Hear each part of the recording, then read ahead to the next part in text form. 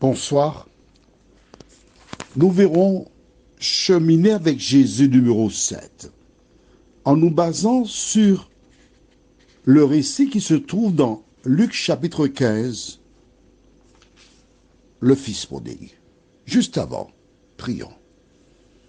Notre Seigneur et notre Dieu, nous voici encore là devant toi pour apprendre. Les personnes de certain âge ou même d'un âge certain sont en mesure d'avoir un outil, car à partir de leur expérience, ils peuvent utiliser cet audio pour faire passer des messages aux jeunes générations. Cet esprit, merci de nous éclairer. Merci de nous garder, de nous conduire dans la compréhension de la parole, au nom de Jésus et pour ta gloire éternelle. Amen. Est-ce que jusqu'à présent, tu vois comment la Bible est un ouvrage extraordinaire? Malheureusement, il n'a pas été adapté pour les jeunes. Mais je suis en train de réfléchir pour voir comment intéresser les enfants et les jeunes. Car il est plus facile d'avoir une bonne base. Car souvent, il arrive que les personnes s'adonnent à l'alcool, elles sont conscientes à un moment qu'il faut arrêter, mais la volonté pour arrêter, c'est pas facile. En revanche, si très tôt, on leur avait expliqué et ils n'avaient pas touché à l'alcool, ça aurait été beaucoup plus facile, n'est-ce pas? Dans le cheminement, nous parlerons aujourd'hui essentiellement des amis. Est-ce que tu as beaucoup d'amis? Oui? Quand tu as beaucoup d'amis, et nous sortons quelque part, j'ai dit nous, pas moi, puisque, c'est pas dans ça. Je n'ai que compagnon de service, c'est Wowo, avec qui chaque soir à 18h30, nous passons en revue l'actualité et nous prions. Par le biais du téléphone, entrer, sortir là, on n'est pas dans cette dynamique, parce que le temps est précieux. Lisons dans le livre de Luc 15, verset 14. Lorsqu'il eut tout dépensé, une grande famine survint dans ce pays, et il commença à se trouver dans le besoin. Attention. Lorsqu'il est arrivé, il y avait de l'argent. Et avec l'argent, il y a quoi? Des amis. L'argent, c'est l'équivalent d'un bobo. Je me rappelle de ça bien, quand j'étais enfant, j'avais une petite plaie, on appelait ça un bobo. Il y avait des moucherons qu'on appelait des yin-yin qui venaient se masser, là, il fallait chasser à l'aide de la main, tous ces moucherons-là. Tu te rappelles de ça? Tu n'as pas connu ça? Bon, ben c'est bien, je suis content pour toi. D'accord? Lorsque tu as de l'argent, tu as des amis. Il y a une chanson que les Haïtiens ont composée, des femmes spéciales, des femmes Tu connais la chanson? Ouais, l'argent. Il y a un proverbe qui dit, l'argent qu'a fait chien danser. L'argent fait les chiens danser. L'argent, tu as beaucoup d'amis. Et ce jeune homme qui payait la tournée générale, les restaurants, tout ce qui s'ensuit, tout le monde était content de lui. Mais vois-tu, tout c'est pour un temps.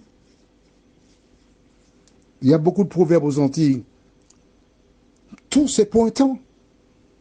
Et un jour, l'argent diminua, il n'avait plus d'argent. Il a été voir Eric, son bon pote, le meilleur des potes. Eric, écoute, tu sais, j'ai un petit souci là, je suis coincé. Tu peux me passer, parce que j'ai plus rien là, je dois manger. Tu peux me passer 5 € s'il te plaît. Figure-toi que, je sais pas, justement, je dois appeler Marguerite là pour voir si elle peut me dépanner. Marguerite, oh tu sais, je sais pas, hein, Au contraire, les huissiers doivent passer chez moi. Je pensais appeler Olivier pour voir s'il pouvait m'aider. Ah, il ne peut pas parce qu'il est passé me voir, il est là avec moi. Et tous les amis disparaissent les uns après les autres. Mais si, mais oui. Dieu sait, Paul. Paul a un ami, au contraire, qui est là pour lui. Il y a des exceptions. On est d'accord, Bolo. Il y a des exceptions. Mais que dit la Bible? Allons d'abord dans Proverbes chapitre 18, le verset 24. Et il y a certaines personnes qui seront d'accord avec moi lorsque nous aurons lu ce que dit Proverbe 18, verset 24. Celui qui a beaucoup d'amis les a pour son malheur. Mais il est tel ami plus attaché qu'un frère. Tu as un bon ami, il entre chez toi, il fait le va-et-vient, on est la peau et la chemise. Un jour, tu rentres chez toi et tu rencontres une petite lettre sur la table, ton épouse qui s'appelle Yolène, qui t'a laissé un petit courrier. Écoute, tu sais, ça ne va pas entre nous depuis quelque temps. Et voilà, j'aime Paul. En venant ici, j'ai appris à le connaître et je sens que je suis bien avec lui, donc tu vas nous pardonner, mais c'est fini entre nous, je pars avec Paul. Ton meilleur ami, il est parti avec ta femme. Tu n'as jamais entendu des choses comme ça? Ta meilleure copine qui part avec ton mari, tu n'as jamais entendu des affaires comme ça? Tu as déjà entendu cela? C'est pas nouveau. La Bible te dit que celui ou celle qui a beaucoup d'amis les a pour son malheur. Le moins des gens rentrent chez toi, le mieux ça vaut. Ça t'évite beaucoup de situations conflictuelles. Moi, je ne fais que de te dire ce qui est écrit dans la Bible. Maintenant, Dieu a créé les hommes libres. Tu fais ce que tu veux. Mais c'est ce que la Bible a dit. Et voici ce jeune homme qui s'est retrouvé seul. Les amis ont disparu. Allons au livre de Michée, chapitre 7, versets 5 et 6. Je t'assure que j'ai pris conscience tardivement de l'importance de la Bible. Oh, si j'avais compris ça plus tôt, il y a plein de bêtises que je n'aurais jamais faites, je t'assure. Que dit Michée 7, versets 5 et 6? Ne crois pas à un ami, ne te fie pas à un intime devant celle qui repose sur ton sein. Garde les portes de ta bouche, car le fils outrage le père, la fille se soulève contre sa mère, la belle-fille contre sa belle-mère. Chacun a pour ennemi les gens de sa maison. D'accord, pas dans ta famille, on est d'accord. Mais je te répète, c'est l'exception à la règle. Même la femme sur qui tu te reposes. Je connais un homme, artisan, père de 2 enfants. Love. Ah, il est bien avec sa femme. Il a acheté un immeuble sur le nom de sa femme. Cette dernière avait un commerce dans l'immeuble.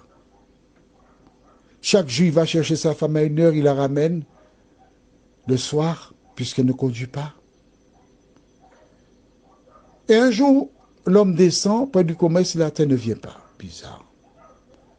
Il va alors dans le commerce, il voit qu'il y a quelqu'un qui ne connaît pas qui ferme le rideau. Et l'employé qu'il connaissait, très gêné, dit « Bonsoir, monsieur Intel ». Et elle file. Et dit à la personne qui baisse le rideau, « Mais elle est où, madame Intel? Madame Intel? Ah, mais elle a pris le vol, elle est à Paris, hein, elle est partie aujourd'hui. Pourquoi? Elle est partie à Paris? Oui. Vous êtes qui? Elle m'a vendu le fonds de commerce. La femme est partie au travail comme tous les jours. Arrivée au travail, elle avait déjà vendu le fonds de commerce. Elle est passée quelque part où elle avait déjà ses effets. Elle est montée à l'aéroport du Lamentin, a enregistré et partie en métropole et l'homme pensait qu'elle était à la Martinique. Toujours, il est évident que tu as compris la suite. Demande de divorce. L'immeuble était au nom de la femme, le commerce au nom de la femme et l'homme s'est retrouvé dans la rue. Tu as déjà entendu des choses comme ça. Toi qui m'écoutes, lis la Bible. Lis la Bible. Si tu lisais la Bible, ça ne te serait pas arrivé. Lorsque tu vois un homme love, très love, si tu es proche de lui, ne lui dis pas, hey, fais attention. Non, tu dis, mon ami, viens, je vais lire quelque chose de la Bible avec toi. Et tu prends ce texte-là, tu lis avec lui. J'ai dit, il y a quelque temps, j'ai lu ça, ça m'a fait du bien tellement, et je dis à tous mes amis de lire la Bible. C'est tout ce que tu as à lui dire. Hein. Ne va pas lui dire, écoute, tu sais, cette femme-là, fie-toi d'elle. Il y a des hommes qui sont, sous ma expression, entre guillemets, couillons. Et tu sais, mon ami Georges, là, il m'a dit de me méfier de toi, tu peux me quitter n'importe quel jour. Il y a des gars qui n'ont rien dans la tête. Alors, pour ne pas avoir de problème avec personne, dis, écoute, je t'invite à lire la Bible. J'ai trouvé quelque chose qui m'a fait du bien. Je ne te dis pas ça pour t'accompagner, hein, mais j'ai trouvé ça bien, donc je partage avec toi. Protège-toi. Allons dans Somme 41. Les amis. Ce jeune homme-là qui était là, qui avait des amis. Que dit Somme 41, verset 10? Celui-là même avec qui j'étais en paix, qui avait ma confiance et qui mangeait mon pain, lève le talon contre moi. Ça t'est déjà arrivé? Si ça t'est déjà arrivé, permets à un jeune d'écouter l'audio. Envoie ça pour tous les jeunes que tu connais. Et puis, après, tu dis, je voudrais partager mon expérience avec toi. Donne ton expérience. Tu vas sauver des vies. Tu vas protéger des personnes. Prions. Notre Seigneur et notre Dieu, combien nous te remercions pour la parole. C'est vrai qu'il y a des couples qui sont en merveille. Mais c'est aussi vrai que l'ennemi a aveuglé des hommes ou des femmes qui ont été des pièges, poussant des personnes à la dépression, au TS, au désespoir, à la vengeance et autres. Seigneur, nous reconnaissons c'est parce que nous ne lisons pas la Bible que nous sommes tombés dans les pièges de l'ennemi. Merci pour la parole. Merci d'interpeller des parents pour qu'ils invitent leurs enfants chez eux pour un repas. Et pendant le repas, pendant qu'on mange, je voudrais que vous écoutiez quelque chose que j'ai reçu et qu'ils donnent à leurs enfants l'occasion d'écouter cet audio. Qu'ils trouvent le moyen quelconque pour avertir leurs enfants afin qu'ils ne tombent pas dans les pièges de l'ennemi. Merci Seigneur pour ta parole. Nous t'avons prié au nom de Jésus pour ta gloire éternelle. Amen. Je te souhaite une bonne nuit. Et surtout, si tu as été une victime, ne cherche pas à te venger. Demande à Dieu la force pour pardonner à ces personnes qui t'ont fait du tort. Et retiens les leçons. Je te souhaite une bonne nuit.